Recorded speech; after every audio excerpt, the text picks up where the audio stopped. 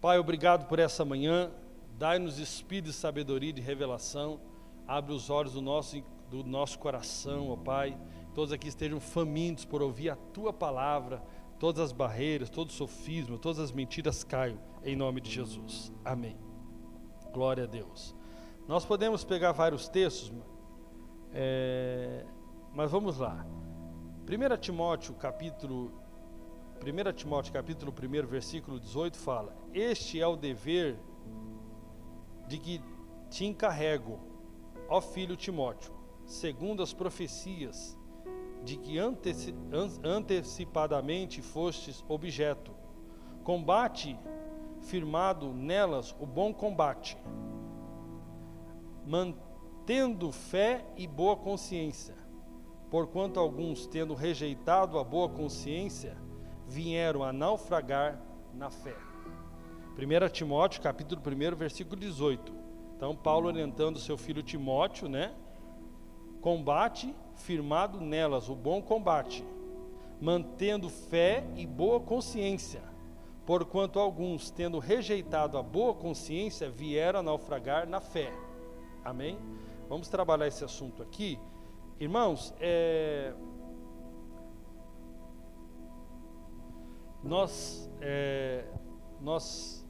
estamos buscando humildemente andar no Evangelho e não apenas sermos religiosos, ou melhor, não queremos ser religiosos, não queremos ir no caminho da religiosidade, porque a religiosidade não produz uma boa consciência, ela é inimiga de uma boa consciência, e também não queremos naufragar na fé, entrando por caminho da libertinagem. Esse é sempre o grande desafio. Nós não queremos ser o irmão mais velho do filho pródigo, que era um religioso na casa do pai, que aparentemente ele nunca saiu da casa, mas era um desviado. O irmão mais velho ali era um desviado do Evangelho. Se você olhar a forma que ele se relaciona com o pai, ele representa um religioso desviado dentro da casa. E nós temos ali o tal do filho pródigo, que é aquele que também se desviou do Evangelho, vivendo dissolutamente, vivendo de forma libertina, mas depois, no final da história, consegue voltar para casa. Normalmente é mais difícil voltar como um filho restaurado. Agora, você vai perceber que é mais difícil um religioso se converter ao Evangelho do que um pecador se converter ao Evangelho. A religiosidade é uma praga. Entretanto, muitos imaginam que já estão no Evangelho porque se consideram não religiosos, mas na verdade também têm se desviado do Evangelho, vivendo uma vida libertina. Se você olhar quando Paulo orienta aos Gálatas, você vai ver essas duas vertentes de Paulo. Primeiro combatendo o legalismo religioso e depois combatendo o mau uso da liberdade em Cristo. Então nós sempre estamos nós sempre temos que tomar cuidado para não cair em nenhum desses extremos, nos tornando religiosos desviados da cruz, que se tornam até inimigos da cruz, como também desviados porque caímos no caminho da libertinagem. Sempre há então esse temor no meu coração, no coração dos presbíteros, no coração de todos aqueles que ensinam, há esse santo temor no nosso coração. Nós que temos a incumbência de transmitir a palavra, o ensino da palavra e cuidar da doutrina da igreja, nós precisamos tomar cuidado para que o ensino não leve nem a formar uma igreja religiosa, nem uma igreja libertina. Amém? Mas certamente é mais fácil trazer um libertino de volta do que um religioso, que a justiça própria é muito séria. Agora, eu quero trabalhar aqui então, a falta da boa consciência produzida pelo Evangelho, irmãos, faz com que nós venhamos viver uma vida sem temor. Sem temor. A falta de temor faz com que começamos a viver uma vida de forma relaxada. Ou a falta do Evangelho faz com que possamos viver uma vida relaxada ou religiosa e cheia de amarras. E você vai ver aqui a importância da consciência, e a Bíblia aqui vai falar sobre a má consciência, vai falar sobre a consciência deturpada, vai falar sobre uma consciência cauterizada, e vai falar sobre uma boa consciência. Agora, o que seria a consciência? É o nosso instrumento interno, que nos capacita a fazer distinção entre o bem e o mal, julgar entre o bem e o mal. Deus nos dá então a consciência como instrumento para que nós possamos julgar entre o bem e o mal. Esse é o instrumento que Deus nos deu. Quando nós olhamos ali em Romanos capítulo 2, versículo 14 a 16, diz o seguinte: quanto, pois, os gentios que não têm lei, procede por natureza de conformidade com a lei. Não tendo lei, servem eles de lei para si mesmos. Eles mostram a norma da lei gravada no seu coração, testemunhando-lhes também a consciência e os seus pensamentos, mutuamente acusando-se ou defendendo-se. No dia em que Deus, por meio de Cristo Jesus, julgar os segredos dos homens de conformidade com o meu Evangelho. Então aqui, o que Paulo está orientando a esta igreja? Que mesmo sem lei, os gentios, ou seja, os ímpios, eles sabem da lei de Deus, porque Deus plantou na sua consciência. E porque Deus plantou na sua consciência, eles vão ser julgados pela sua consciência. E a sua consciência que acusa-os ou defende-os. Então, o próprio Deus programou no homem a sua lei, na sua consciência. Ok? Agora, devido ao pecado, a nossa cultura e o modo o qual nós fomos criados, essa consciência que Deus nos deu, ela acaba sendo reprogramada. Então Deus deu uma consciência ao homem, mas na medida que esse homem sofre influências, começando pelo pecado, da cultura e pela criação, ela é reprogramada. Por exemplo, devido à consciência de um japonês, devido à sua cultura, tem certas coisas que para eles é inaceitável. Observe que aqui no Brasil, seja presidente de uma empresa, seja o presidente da República, seja alguém do Congresso, seja um senador, seja alguém que tem algum tipo de autoridade, mesmo com um escândalo grande que apareça em relação a essas autoridades, eles se mantêm lá no cargo, mentem de forma descarada. Agora, quando você olha lá na cultura japonesa, na consciência de um japonês, você observa aí, de vez em quando aparece algum escândalo de multinacional, aparece alguma coisa que tem notoriedade na mídia, você vê que logo aquele presidente renuncia, porque isso é uma consciência. Quando você se depara, por exemplo, com o nosso irmão Weinhard, o austríaco, que mora no Brasil, ele tem muita dificuldade de lidar com o atraso dos brasileiros, porque na consciência formatada pela cultura, o qual ele foi criado, é um grande desrespeito para com as pessoas que ele vai encontrar chegar atrasado. É uma coisa muito séria. Mas nós brasileiros, chegamos, ainda cumprimentamos todo mundo. Por quê? Tudo isso é resultado de uma cultura que vai reprogramando uma certa consciência. Dependendo da tua ideologia política, isso vai deturpar a tua consciência. Você vai passar a achar que algumas coisas você pode fazer e você vai começar a fazer isso tranquilamente, porque você defraudou a sua própria consciência. Agora, aqui que mora o perigo, então, irmãos.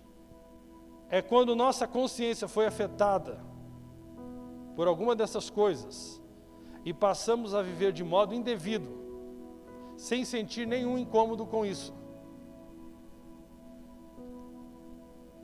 Você não sente nenhum incômodo com isso. E quando digo aqui de forma indevida, não estou falando de coisas necessariamente com um grande peso moral. Mas nós começamos de forma pequena, sutil, devido à cultura, devido ao pecado, devido a um falso entendimento da palavra, nós começamos então a ter uma má consciência, não uma boa consciência. Vivemos em um padrão totalmente fora ou parcialmente fora do que foi programado por Deus, e sem que isso nos afete em nada. Sem que isso nos afete em nada. Sem falar em uma consciência fraca, que também não consegue viver na verdadeira liberdade em Cristo. E aqui nós vamos ver que todo desvio do Evangelho vai produzir uma deformidade na nossa consciência. Seja para o lado religioso, seja para o lado libertino. Nós vamos falar de um caso bem bizarro. Existem sim mulheres com uma consciência fraca que acham que estão mal com Deus porque tiraram o pelo do corpo, que fizeram uma depilação. Isso é uma coisa que existe. Aquilo afeta a sua consciência, ela se sente muito mal por fazer aquilo. Por quê? Porque foi uma consciência produzida, uma má consciência produzida de acusação devido a ensinos religiosos. E tem a outra que fica pelada e também está tudo show. Porque eu estou na nova aliança, eu estou na graça. Então eu não preciso me vestir decentemente, ou seja, por ela entender de forma errada a graça de Deus, ela passa a se vestir de forma indecente e ainda está tranquilo. É o que está acontecendo na sociedade. Você não está fora da sociedade, você está sendo atacado pelos ensinos da sociedade. E, por exemplo, está muito claro agora o ensino da sociedade: meu corpo, minhas regras. Que é totalmente um desvio do Evangelho. Por quê? Porque você foi comprado por bom e alto preço.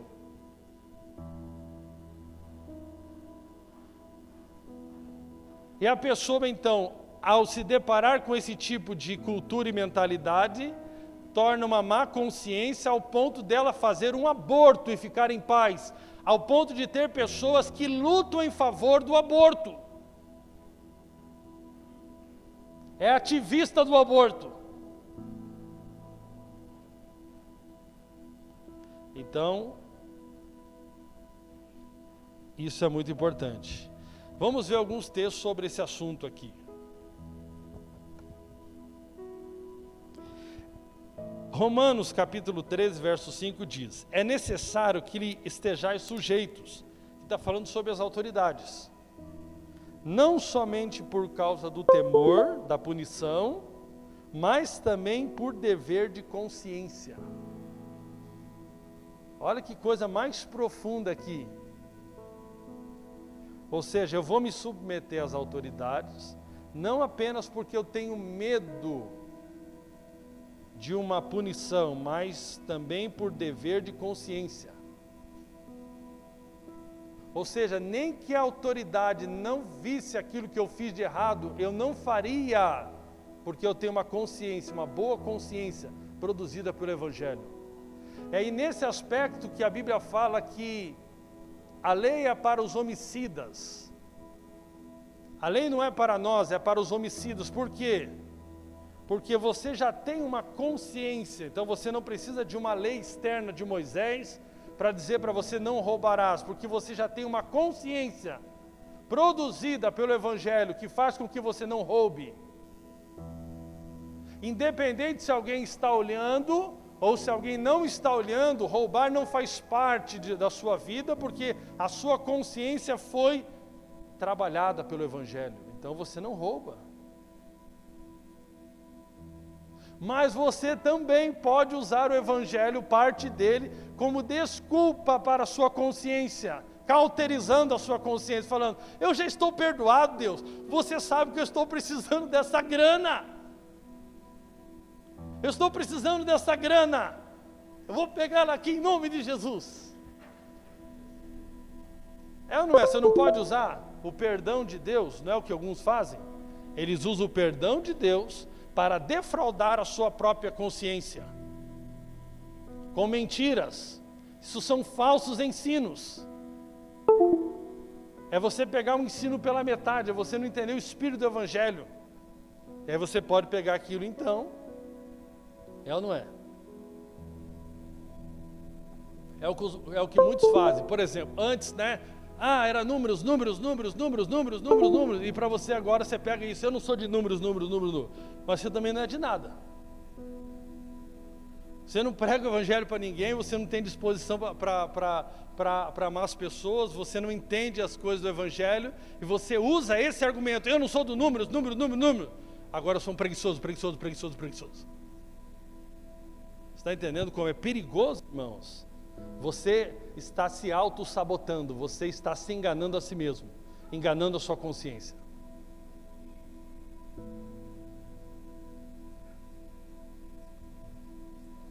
Nós já lemos aqui o texto de 1 Timóteo, capítulo 1, versículo 18. Este é o dever de que te encarrego, é um dever que eu te encarrego, ó filho Timóteo, segundo as profecias de que antecipadamente fostes objeto. Combate, firmando nelas o bom combate, mantendo a fé e a boa consciência, porquanto alguns, tendo rejeitado a boa consciência, vieram a naufragar na fé. 1 Timóteo capítulo 4, versículo 1 fala o seguinte: ora, o Espírito afirma expressamente que nos últimos tempos alguns apostatarão da fé, por obedecerem a espíritos enganadores e a ensino de demônios, pela hipocrisia dos que falam mentiras e que cauteriza a própria consciência, que proíbem o casamento, exige abstinência de alimentos que Deus criou para serem recebidos com ações de graças pelos fiéis e por quantos conhecem plenamente a verdade, pois tudo que Deus criou é bom, e recebido com ações de graças, nada é recusável, porque pela palavra de Deus e pela oração é santificado.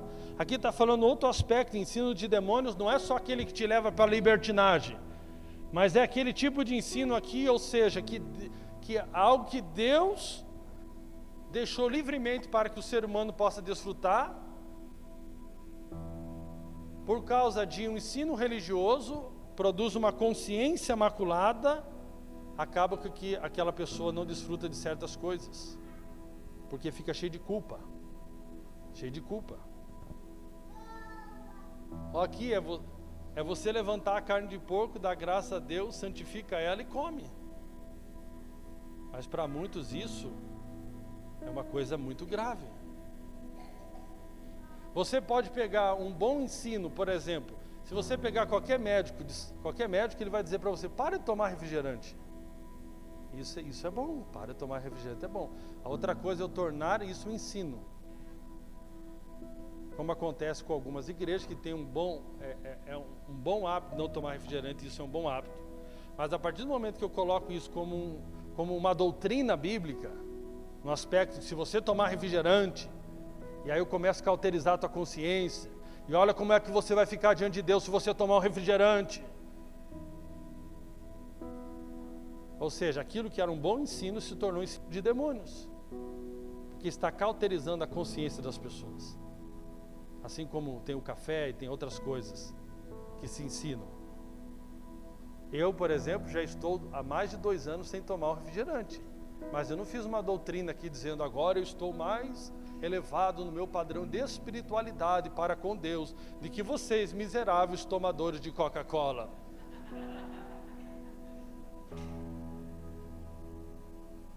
Na verdade, eu olho para ela, olha para mim. Tem até música, do jeito que você me olha, vai dar namoro. Ou seja,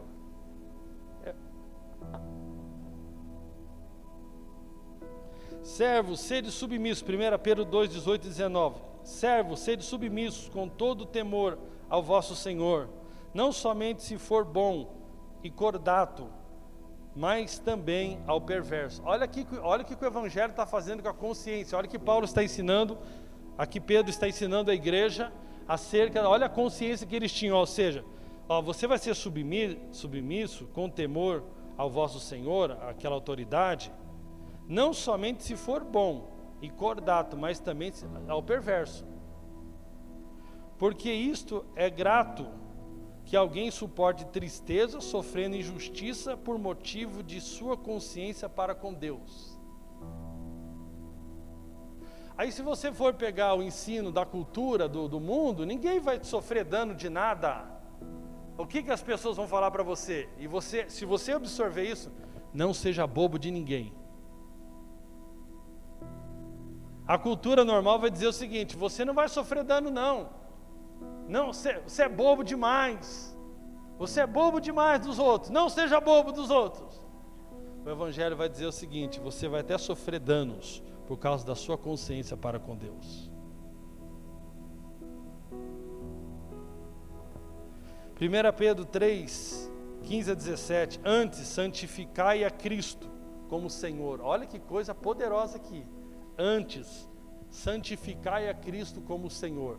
Como que eu posso santificar Cristo como Senhor e dizer meu corpo, minhas regras? Como que eu posso santificar Cristo como Senhor e colocar o dinheiro em primeiro lugar?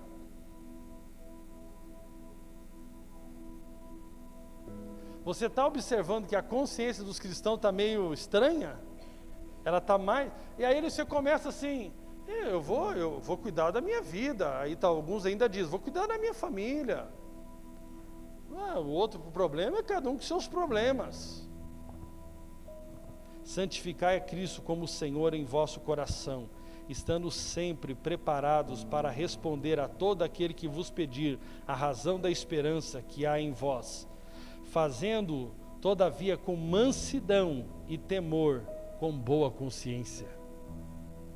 De modo que, naquilo em que falo contra vós, fiquem envergonhados os que difamam o vosso bom procedimento em Cristo. Porque, se for da vontade de Deus, é melhor que sofrais por praticardes o que é bom do que praticando o mal. Olha que coisa poderosa. Tito 1,15. Todas as coisas são puras para os puros, todavia para os impuros e descrentes nada é puro, porque tanto a mente como a consciência deles estão corrompidas. Consciência corrompida. Então, irmãos, existe um grande perigo hoje, né? Alguns, e aí nós temos que entender o seguinte, deixa eu explicar algo para você. Você tem que separar, irmãos, e precisa ter um entendimento que uma coisa é você não se sentir condenado diante de Deus. Por que você não se sente condenado diante de Deus? Porque você entendeu que Cristo é a tua justiça diante de Deus. Porque se você se sente condenado diante de Deus, você vai deixar de desfrutar um relacionamento com Deus. E quando você errar, quando você falhar, você não vai buscar a ajuda de Deus. E você vai ignorar o sacrifício de Jesus em seu favor, que te reconciliou com Deus por causa do sangue de Jesus. O outro problema é quando você passa a aprontar na vida e você não se sente triste com isso.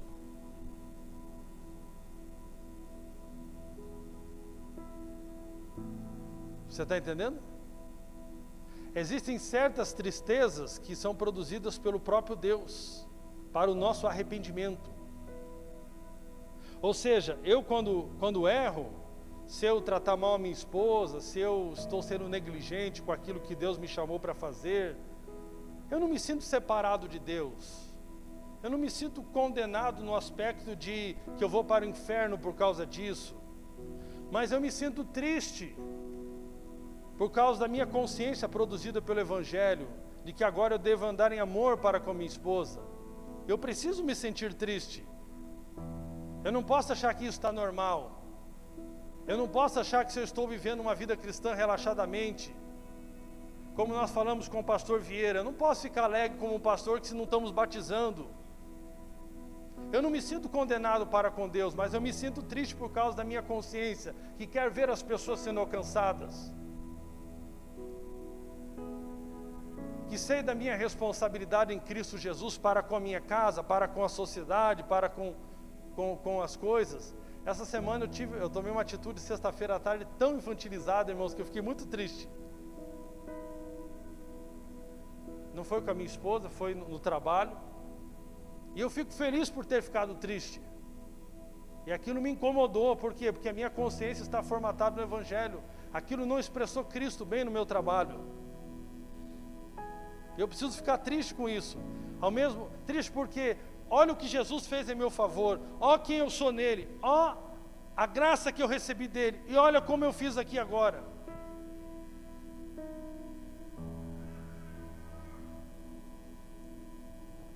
Talvez, se você está tão felizinho de viver uma vida toda relaxada, se você está tendo relação sexual fora do casamento e está tranquilo, você precisa avaliar, porque a sua consciência foi defraudada por mentiras.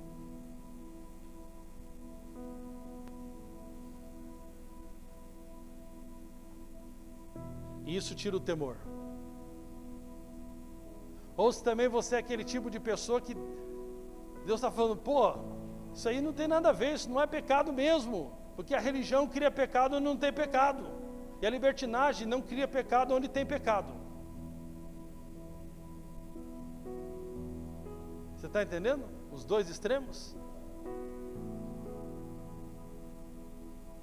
Então, existe um grande perigo de uma consciência corrompida, por isso nós temos que cuidar muito com aquilo que nós escutamos e acreditamos, e com as mentiras, da autossabotagem que nós mesmos queremos criar para nós mesmos. É as justificativas que nós criamos para uma vida que nós estamos vivendo, que não é uma vida que o Evangelho nos desafia a viver. Amém? Eu volto a dizer, irmãos, sabe qual a minha maior tristeza em relação à enfermidade que eu passei? Foi a forma que eu reagi.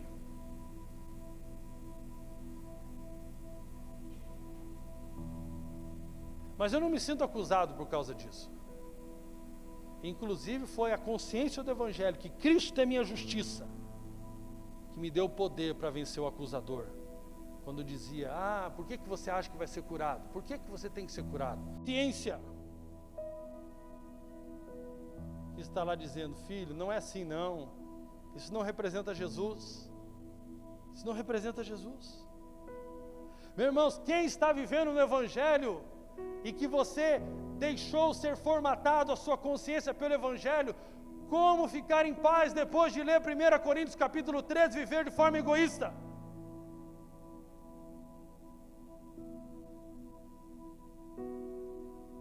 Como ficar lá na cadeira da casa? Como que você vê uma notícia no grupo, alguém precisando de um alimento, e você faz de conta que não está enxergando, você não consegue? Como ver alguém da nossa comunidade que está sofrendo e você simplesmente é indiferente? Isso significa que a sua consciência está corrompida, porque você se deixou enganar. Como você ficar tranquilo se em um ano você não conseguiu ganhar uma alma para Jesus? Como ficar tranquilo se você mora tanto tempo na sua rua e ninguém foi impactado pelo Evangelho? Não podemos ficar tranquilos. Essa é a tranquilidade que eu não quero.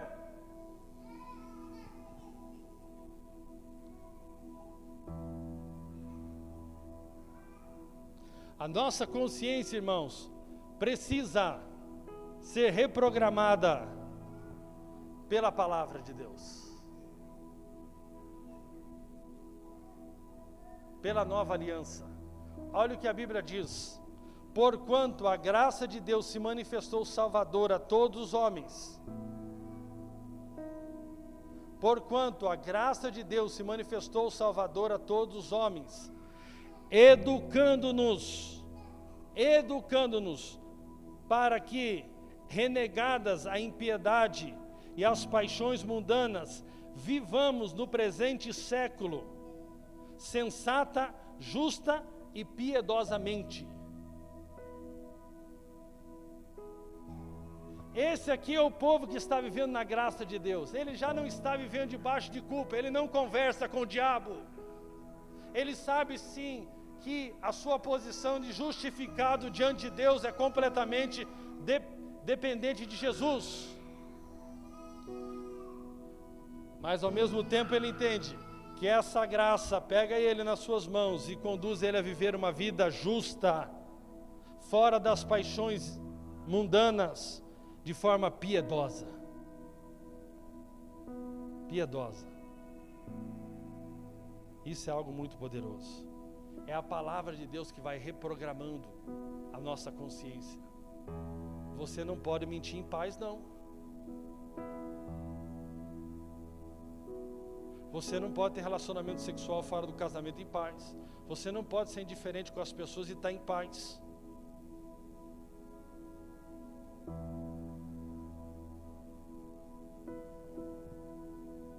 Estou falando paz com a consciência, não é paz com Deus. Separe, amém? Você está em paz com Deus por causa de Jesus. Ao mesmo tempo que você está em paz com Deus, você está incomodado, porque a tua consciência, a tua boa consciência no Evangelho, não deixa você viver de forma que não agrade a Deus. Você está em paz com Deus, mas você não está em paz com a tua consciência. Essas coisas que o povo não consegue entender. Aí ele fica mal com Deus a partir de hoje. A partir de hoje ele começa a ficar mal com Deus. Aí as pessoas falam assim: Kleber, se eu errei, como que eu posso orar? Se eu errei, aí que você precisa, filho. Que bom. Você errou, então você precisa orar. Você ora, como que você chega na sala do trono? Por causa do sangue de Jesus.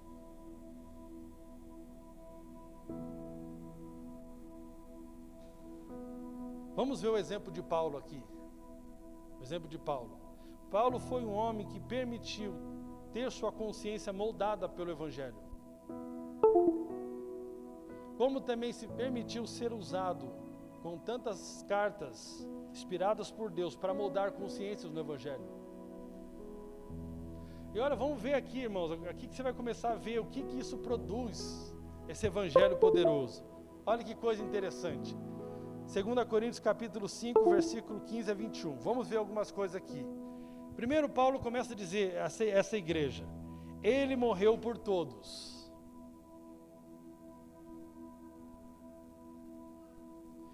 Em outras palavras, ele pagou a nossa conta para com Deus, ele pagou a conta de todos. Por que ele morreu? Ele morreu por causa dos nossos pecados. Ele morreu porque nós estávamos separados de Deus. Ele morreu porque nós éramos inimigos de Deus. E ele morreu por todos. Ô glória! A pessoa presa na culpa e na condenação nunca vai ter vitória sobre o pecado. Mas agora aqui, a nossa consciência é livre. Ele morreu por todos. Esse todos é você também. Mas não para aqui, irmãos. Para que os que vivem não vivam mais para si mesmos. Olha que coisa poderosa, ou seja, ele morreu por todos, para que aqueles que agora creem em Jesus e passam da morte para a vida, não vivam mais para si mesmos. Ou seja, quando você tem uma boa consciência produzida pelo Evangelho, você descansa na certeza que ele morreu por todos, e esse todos inclui você, mas você também não tem sossego de viver para si mesmo. Nós não podemos ter sossego de viver para nós mesmos. Mas para aquele que por eles morreu e ressuscitou. Essa era a consciência de Paulo. Não era meu corpo, minhas regras. A consciência de Paulo era o seguinte: ele morreu por mim, E agora eu vivo não para mim mesmo, mas eu vivo para aquele que morreu por mim e ressuscitou por mim.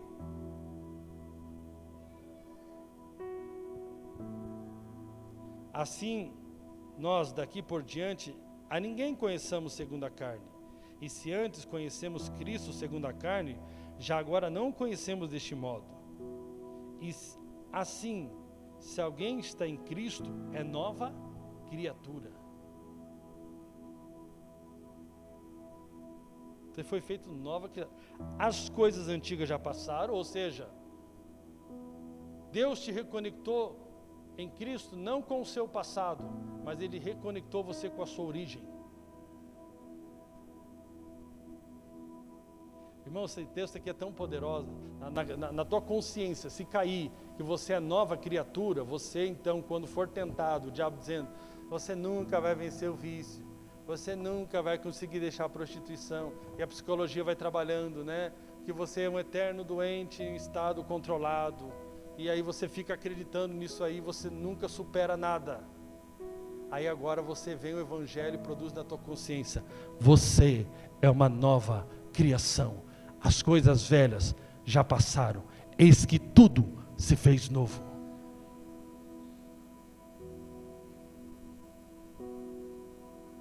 Ora, tudo provém de Deus, glória a Deus, que nos reconciliou consigo mesmo, por meio de Cristo, e nos deu o ministério da reconciliação. Olha que coisa interessante. Você está entendendo esses dois lados? Cristo te reconcilia com Deus, agora Ele te dá um encargo. Ou seja, eu não sou reconciliado com Deus pelo que eu faço, mas quando eu entendo que fui reconciliado, eu faço algo. O que eu faço? Eu saio a anunciar ao mundo que Deus em Cristo reconciliou o mundo consigo mesmo. Tem gente que aqui faz para tentar se reconciliar com Deus. Ele tenta reconciliar o mundo, mas nem ele sabe se está reconciliado. E o outro acha, agora eu estou reconciliado, é por causa de Jesus mesmo. E se lasca os que não estão reconciliados.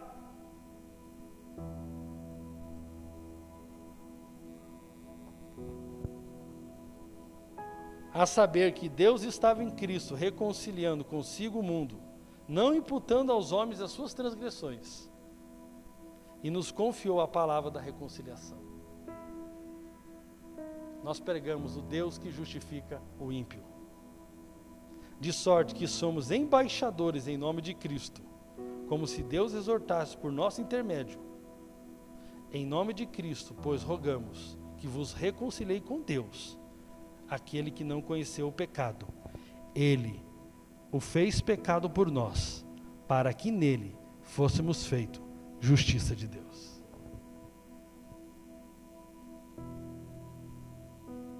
Glória a Deus. Olha a consciência. Pelo menos grava essas duas coisas aqui. Ele morreu por todos, para que os que vivem não vivam mais para si mesmos. Glória a Deus. Vamos avançando aqui para ver a consciência desse homem, essa boa consciência produzida pelo Evangelho. Vamos lá para 2 Timóteo, capítulo 4. Conjuro-te perante Deus e Cristo Jesus, que há de julgar vivos e mortos pela sua manifestação e pelo seu reino. Prega a palavra, insta, quer seja oportuna, quer não, corrige, repreende, exorta, com toda longanimidade e doutrina. Pois haverá tempo em que não suportarão a sã doutrina, pelo contrário, cercar-se-ão de mestres segundo suas próprias cobiças, como que sentindo coceira nos ouvidos. E se recusarão a dar ouvidos à verdade, entregando-se a fábulas. Tu, porém, sê sóbrio em todas as coisas, suporta a aflição, suporta a perseguição, suporta o desapontamento, faz o trabalho de um evangelista, cumpre cabalmente o teu ministério. Quanto a mim, estou sendo já oferecido por libação, e o tempo da minha partida é chegada. Combati o bom combate, completei a carreira, guardei a fé. Já agora a coroa da justiça está guardada, a qual o Senhor reto juiz me dará naquele dia, e não somente a mim, mas também a todos, quanto amam a sua vinda. Olha que coisa interessante, aqui você vai entender um pouquinho da importância da justificação pela fé, que produz vestes de justiça. Grave isso. Paulo fala em Atos capítulo 24, versículo 16, por isso também me esforço por ter sempre consciência pura diante de Deus e dos homens. Sabe, irmãos, ter consciência pura diante de Deus depende de você manter-se firme, que a tua justiça é Cristo. Se manter-se puro diante dos homens, depende de você manifestar a justiça de Cristo ao mundo através das suas obras. Agora aqui Paulo fala algumas coisas muito interessantes. Olha a consciência desse homem, olha como ele enxergava a vida. Depois de ter uma experiência com o Evangelho, olha a boa consciência que o Evangelho tinha produzido na vida dele. Primeiro ele fala que a sua vida é oferecida como oferta de libação. Paulo aqui está falando que a sua vida é uma oferta. O que significa isso? Que ele vivia de forma sacrificial ao serviço de Jesus como aroma agradável. Ou seja, que a vida dele era uma oferta sacrificial ao serviço do Evangelho como uma oferta agradável. Isso tem que ser aquilo que martela o nosso coração e a nossa consciência. Eu fui comprado por bom e alto preço, eu preciso viver como oferta a Jesus Cristo. Essa é verdadeira adoração a Deus, que é muito mais do que canções, mas é uma vida que canta. Paulo fala aqui também, ele aponta aqui, já estou sendo derramado. Ele fala na vida presente, no dia hoje, já estou sendo. É hoje que Deus espera isso de nós. Ele fala sobre o passado, combati o bom combate, terminei a corrida e guardei a fé. Observa aqui, combati, terminei e guardei. Estão todos escritos no passado, o que significa de uma ação completa, uma vida que foi completa ao serviço de Deus e que completou aquilo que Deus esperava dele. E aqui nós temos que entender, Jesus disse está consumado. Você precisa e eu no final da nossa vida dizer está consumado. Jesus consumou aquilo que nós jamais poderíamos consumar. Por isso somos justificados pela fé, temos o perdão por causa do sangue de Jesus. Ele pagou pelas nossas dívidas, agora Ele nos deu uma missão. Muitos quando ouvem, já está consumado, não há nada a se fazer, não há nada a se fazer do ponto de vista de Cristo. Nós não temos que fazer o que Cristo já fez, nós temos que fazer aquilo que nós temos que fazer, por sermos de Cristo. Então no final da vida aqui é o que Paulo está dizendo, em outras palavras, eu consumei aquilo que Deus designou para que eu consumasse. Isso é muito importante. E olha que coisa, por que ele fazia tudo isso? Olha a consciência dele. Se nós perdermos isso aqui, acabou. Futuro, ponta para o futuro. Agora me está reservada a coroa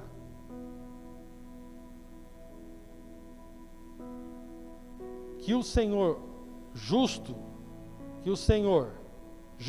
me dará naquele dia, e não somente a mim, mas também a todos os que amam a sua vinda. Depois de refletir sobre o seu presente, sobre o seu passado, ele fala do seu futuro. Ele usa duas palavras aqui importantes: coroa da justiça e justo juiz. Há duas palavras para a coroa da justiça. A primeira fala da coroa real, lá em Apocalipse, capítulo 19, versículo 12, que aponta para Jesus como o único digno de recebê-la.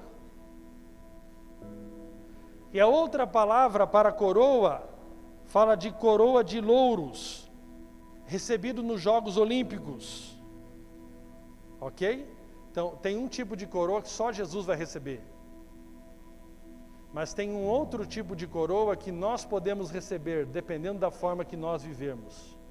E Paulo, como tinha a consciência que um dia se encontraria com um justo juiz, ele viveu de forma que agradava o justo juiz. Esse comparecer diante do justo juiz não é para condenação eterna, mas sim para recompensa ou não. Agora aqui, irmãos, o texto fala aqui, quem recebe essa coroa e como podemos obtê-la? Agora me está reservada a coroa da justiça, que o Senhor, justo juiz, me dará naquele dia, e não somente a mim, mas também a todos os que amam a vinda do Senhor. Essa palavra aqui, para os que amam a vinda do Senhor, no original está falando de um amor intenso. Eles amam a vinda do Senhor. Não é qualquer amor, é um amor intenso. E ela tem um sentido mais profundo ainda. Uma forte, selada e comprometida atitude por esse objeto do seu amor. É uma forte, selada e comprometida atitude. Ou seja, se amamos a volta de Jesus, nosso coração estará focado na eternidade e naquilo que importa para o nosso amado. Ou seja, eu amo tanto a vinda de Jesus, eu amo tanto o meu Jesus, que a minha vida está toda focada na eternidade e naquilo que importa para Ele. Isso é amar a vinda de Jesus. Irmão, nós temos, não engane a sua consciência. Você ama a vinda de Jesus? Não responda, por favor. Se eu tenho vergonha de responder, eu acho que você também talvez teria que pensar bem. Será que realmente nós amamos a vinda de Jesus? Nós estamos com aquele projeto da casa própria, nós estamos com aquele carro para comprar, nós estamos cheios de sonhos, nós estamos cheios de projetos, nós somos tão jovenzinhos.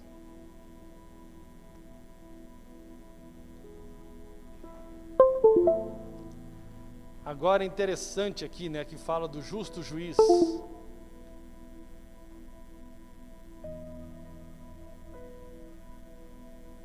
Sabe, irmãos, Paulo estava para comparecer diante de um juiz que não era justo.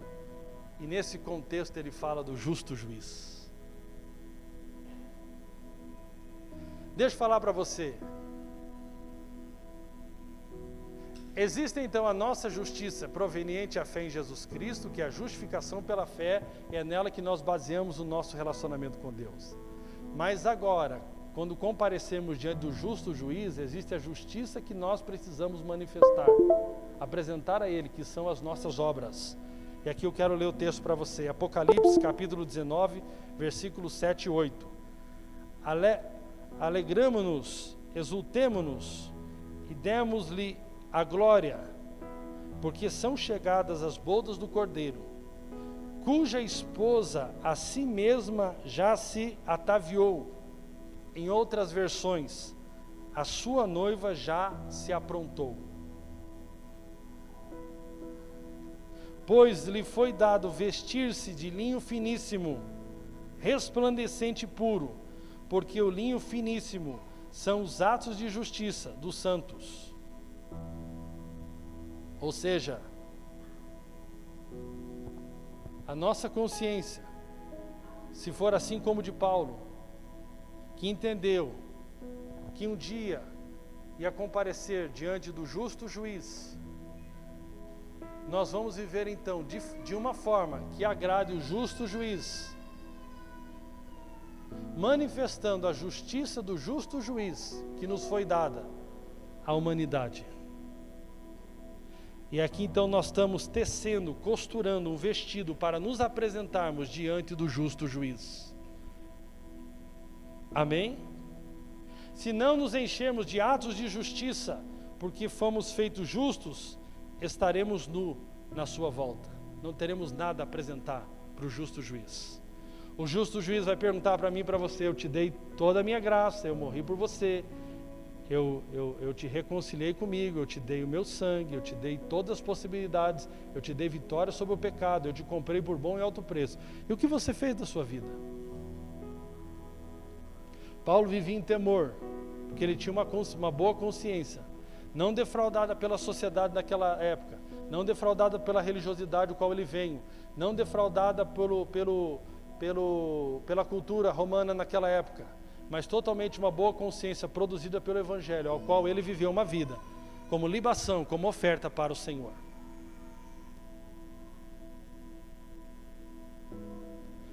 Amém? Acautelai-vos por vós mesmos, para que nunca vos suceda que o vosso coração fique sobrecarregado com as consequências da orgia, da embriaguez e das preocupações deste mundo, e para que naquele dia não venha sobre vós repentinamente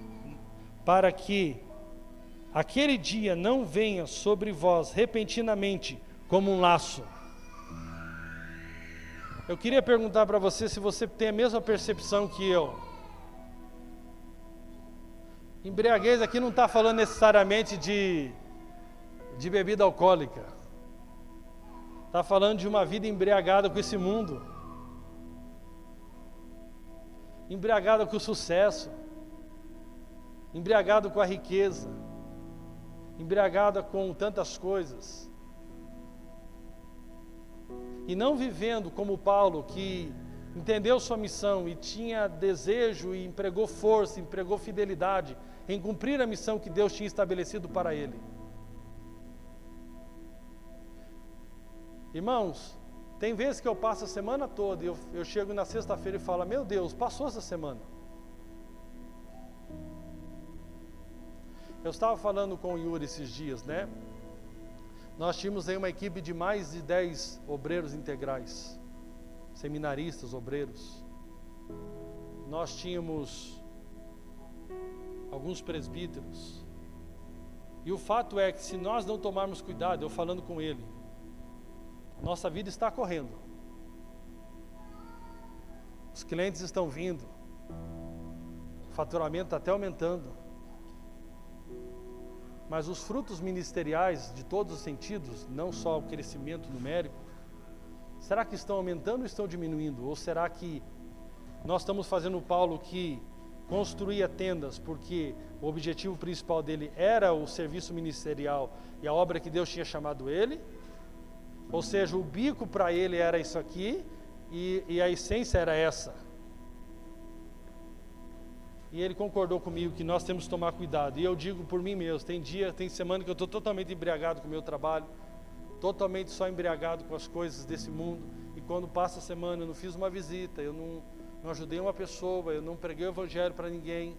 E vai passar outra semana, e vai passar um ano, e vai passar 3 anos, e vai passar 5 anos.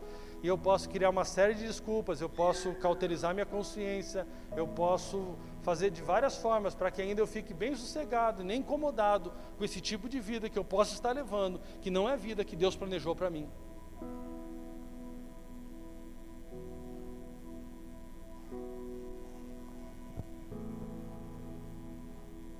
Que Deus nos livre disso, meus irmãos. Que Deus nos livre. Amém? Deixa eu te falar algo aqui para você, em nome de Jesus. Quero recapitular ela pode subir com os irmãos. Deixa eu recapitular algo aqui para você. Você foi feita a justiça de Deus em Cristo. Agora Deus espera de mim e de você, como diz em Romanos capítulo 6, que nós podemos nos fazer servo do pecado ou servos da justiça. A quem vós vos ofereceis? A justiça ou ao pecado? Então nós fomos chamados para manifestar a justiça de Deus ao mundo. Nós fomos chamados para ser os agentes de contar ao mundo do que Deus fez em favor do homem, que é reconciliando o homem consigo mesmo. Nós fomos chamados para fazer discípulos para Jesus. E cuidado com as embriaguez da vida, cuidado com os falsos ensinos, cuidado com a cultura do dia presente, cuidado com o que a televisão, a internet e esse presente século está tentando fazer com a tua consciência. Eu espero que você se torne alguém incomodado, que você comece a avaliar a sua vida. Senhor, será que verdadeiramente eu tenho vivido como Paulo, vivido para a glória de Deus, vivido para cumprir o chamado que o Senhor estabeleceu na minha vida e na minha casa? Eu fiquei tão triste, irmãos. Uma irmã queria vir para o culto, mas ela disse: eu não posso, pastor, porque eu não dirijo. E meu marido, domingo de manhã, ele vai jogar bola. Só que o marido dela é crente, irmãos. Eu fiquei muito triste perguntando: que tipo de sacerdote é esse? E eu vi sinceramente, a irmã mora longe mesmo, que ela queria muito estar aqui no culto hoje. Mas certamente o marido dela está lá bem em paz jogando bola agora, enquanto ele tem deixado a casa dele totalmente fora do centro da vontade de Deus. Não se engane, cuidar da família não é sentar essa parte que você tem aqui atrás no sofá o dia inteiro assistindo televisão e nós falar que estamos cuidando da nossa família. Essa semana foi me perguntado: o que é cuidar da família? Eu tenho que cuidar primeiro da obra da família. A Bíblia fala que os presbíteros devem cuidar bem da sua casa. Agora, eu não conheço um presbítero que cuida bem da sua casa, que o coração da sua casa não está inclinado para o rei da casa. Certamente a família tem que ser suprida emocionalmente, tem que ser suprida espiritualmente. E se eu estou cumprindo bem essa função, realmente ela está se sentindo amada por mim, mas ela também está com o coração inclinado para o rei. E a minha vitória será se ela chegar diante do meu Senhor e o Senhor falar: serva fiel, porque foste fiel no pouco, sobre muito te colocarei. Porque ela vai estar devidamente ataviada para se encontrar com o noivo, cheio de obras de justiça, manifestado pela fé na justiça em Cristo. Mas se um dia ela chegar diante de Deus como uma mulher totalmente presa ao materialismo, totalmente indiferente às pessoas, totalmente indiferente à causa que Deus colocou na mão dela, sabe o que Deus vai olhar para mim e falar: você não fez a sua parte, eu entreguei ela nas suas mãos e você não fez a sua parte devidamente, você foi um servo infiel. Não use desculpa a sua família para o seu comodismo. Não use, meu irmão. Tome cuidado com as desculpas, tome cuidado com as mentiras que o diabo tem plantado na sua consciência, porque você e eu temos aceitado. E eu digo para mim também, meus irmãos, hoje é o dia de que eu preciso me arrepender diante do Senhor, o que eu tenho feito com tamanha graça que eu recebi do meu amado. Se coloque de pé em nome de Jesus hoje. Seja humilde diante de Deus hoje, seja humilde, em rendição ao Senhor. Que eu e você possamos fazer como Paulo, que oferecemos a nossa vida como libação, como oferta ao Senhor, em rendição ao nosso amado. Oh, aleluia.